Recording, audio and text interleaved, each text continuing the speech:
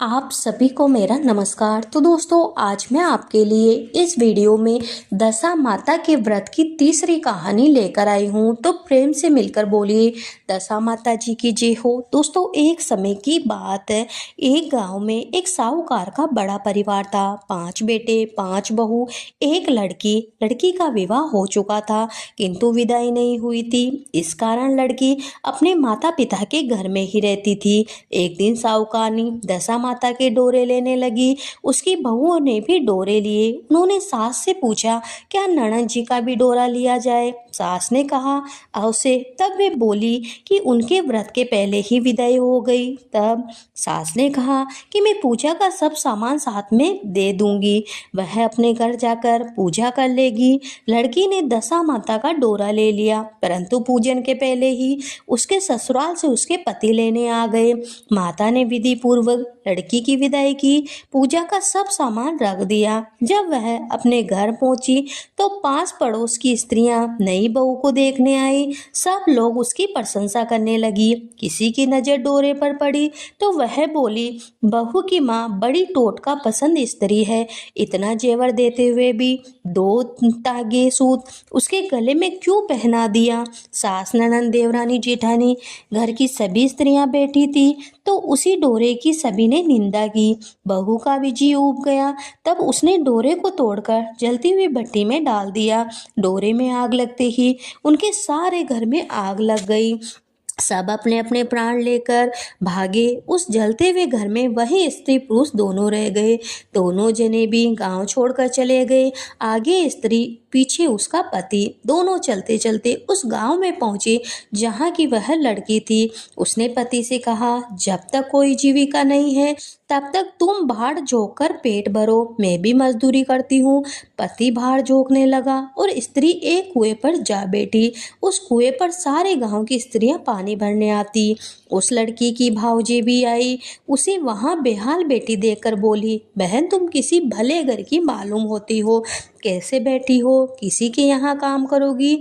लड़की बोली, अवश्य करूंगी, परंतु न तो नीच की टहल करूंगी न खराब खाना खाऊंगी। बड़ी भाभी बोली, हमारे घर में तुम्हारे लिए नीच काम नहीं है।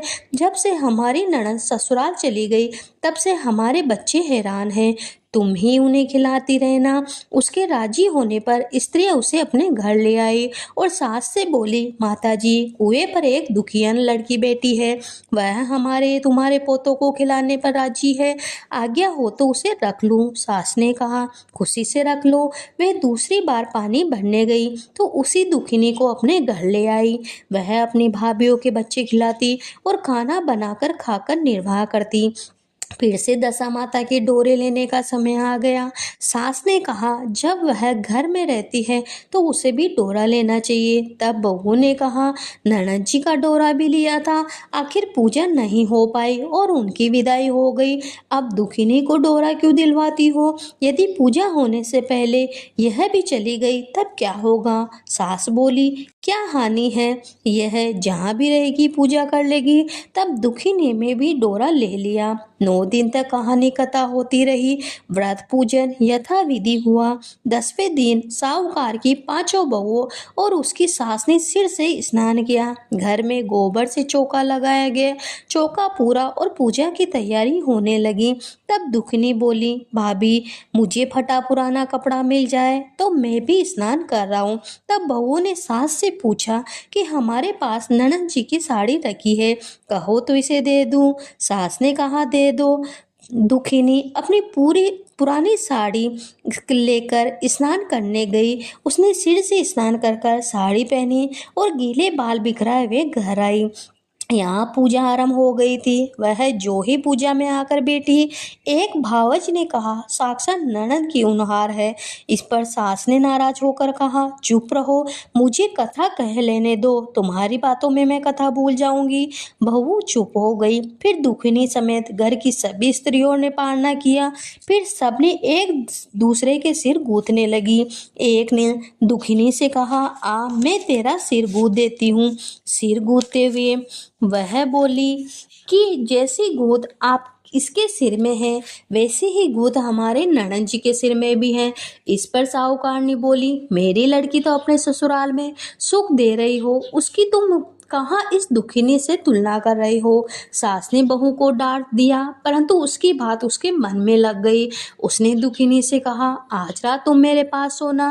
रात को जब बहू सो गई तब बुढ़िया माई ने पूछा, क्यों रे दुखिनी, तेरे पीहर में कौन कौन है। उसने जवाब दिया, ऐसे ही 5 भाई 5 भौजाएं, तुम जैसी माँ और पिता। पुनः बुढ़िया ने पूछा, फिर क्या हुआ। वह बोली, मैंने अपने पीहर में दशा माता का डोरा ले लिया, उसका पूजन नहीं हो पाया, ससुराल को विदा हो गई। वहां स्त्रियों ने मेरे गले में डोरा देकर हंसी उड़ानी शुरू कर दी। तब मैंने उस गंडे को आग में डाल दिया। उसी गंडे के साथ साथ सारा घर जलकर भस्म हो गया। सब लोग 3 तेरह हो गए। हम दोनों जने भागकर वहां से चले आए। माता ने पूछा, तेरा पति कहाँ है। दुखिनी बोली, वह तो भड़बूजों के यहाँ बाढ़ जोगते हैं। साहूकारनी अपनी लड़की को पहचान कर उसके गले से लगकर रोने लगी।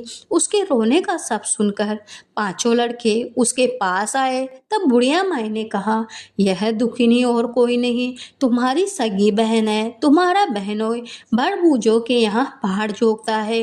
दशा रानी के कोप से इसकी ऐसी गति हुई है। सवेरे होते ही 5 भाई बड़बूजे के घर गए और जैसे तैसे दामाद को घर लाए। उन्होंने उसे स्नान कराया और उत्तम वस्त्र पहनाए। कुछ दिनों बाद उन्होंने दुखिनी को उसके साथ खुशी खुशी विदा कर दिया। दुखिनी अपनी दशा पर विचार करती हुई जब ससुराल जा रही थी तब मार्ग में उसे एक नदी मिली, जहाँ कुछ अप्सराएं नहाकर दशा रानी का गंडा ले रही थी। उनके पास एक गंडा अधिक था। उनमें से एक ने डोली के पास जाकर पता लगाया और दुखिनी को वह डोरा झिला दिया। जब दुखिनी घर पहुंची तब उसकी सास और देवरानी जेठानी सब उसकी बाट देख रही थी। दुखिनी ने कहा, तुम लोगों ने पहले दशा रानी के डोरे की निंदा की थी, इसलिए सबका बिछोआ हो गया। अब घर का धन दाने स्वाह हो गया था। अब की बार कोई गंडे की चर्चा न करना। सबने खुशी से उसकी बात मान ली। 9 दिन तक कहानी कथा सुनी। 10वें दिन विधि पूर्वक गंडे की पूजा हुई। सास सुहागिन होता गई। मेहंदी आदि से उनका श्रृंगार कराकर आंचल भरा गया। इस प्रकार खुशी से दशा रानी का पूजन हुआ। दशा रानी ने जैसे दुखिनी की दशा फेरी, वैसी सब पर कृपा करना। कहानी सुनने वाले, हुकारा भरने वाले, दशा रानी का डोरा लेने वाले, पूजा पाठ करने वाले, व्रत करने वाले सभी पे दशा माता अपनी कृपा बनाए रखना, सभी के मन की शांति रखना, सभी के घर सुख समृद्धि लाना। तो प्रेम से बोलिए, दशा माता जी की जय हो।